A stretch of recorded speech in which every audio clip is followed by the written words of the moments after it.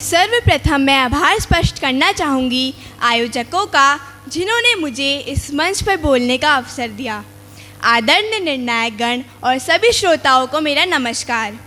मैं ग्रेस जोशी, कक्षा 7 की छात्रा, आपके समक्ष एक कविता प्रस्तुत करने जा रही हूँ, जिसका शीर्षक है मेरी माँ मेरा अभिमान।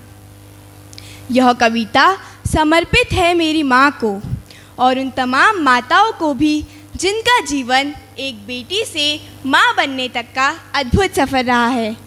इस रचना में माँ का त्याग, उनकी ममता और उनके संघर्ष का चित्रण है। आशा करती हूँ कि यह कविता आपके हृदय को अवश्य स्पर्श करेगी। तो शुरू करते हैं। बेफिक्र बचपन से जिम्मेदारी की उम्र तक का सफ़र, रोने की ज़िद से चुप कराने की ममता तक का सफ़र।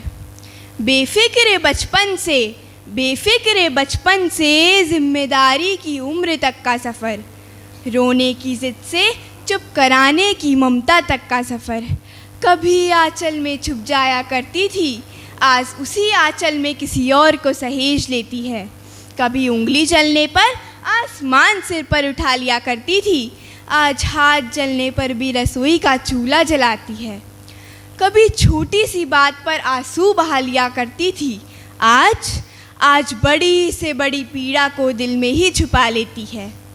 कभी भाई दोस्तों से झगड़ लिया करती थी, आज उन्हीं से 2 शब्द सुनने को तरस जाती है। कभी माँ माँ कहकर घर आंगन गुजार दिया करती थी, आज वही शब्द सुनकर बस हल्के से मुस्कुरा देती है। हाँ, मुस्कुरा देती है। कभी 10 बजे उठकर भी जल्दी मानी जाती थी, कभी 10 बजे उठकर भी जल्दी मानी जाती थी, आज 5 बजे उठकर भी देर खिलाती है। कभी अपने शौक़ों में डूबी पूरा साल गुजार लिया करती थी, कभी अपने शौक़ों में डूबी पूरा साल गुजार लिया करती थी, आज अपने लिए एक कपड़ा लेने को भी तरस जाती है। कभी फुर्सत में रहकर भी व्यस्त कहलाती थी, कभी फुर्सत में रहकर भी व्यस्त कहलाती थी, आज दिन भर काम करके भी कामचोर कहलाती है। हाँ, सही सुना आपने, कामचोर कहलाती है। कभी एक इम्तिहान की तैयारी में पूरा साल लगा देती थी, कभी एक इम्तिहान की तैयारी में पूरा साल लगा देती थी, आज हर रोज़ बिना तैयारी के भी इम्तिहान देती है। आज हर रोज़ बिना तैयारी के भी इम्तिहान देती है।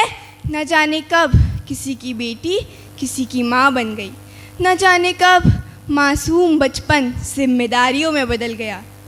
बेटी है तो कल है, बेटी है तो उज्जवल संबल है, बेटी है तो कल है, बेटी है तो उज्जवल संबल है। धन्यवाद।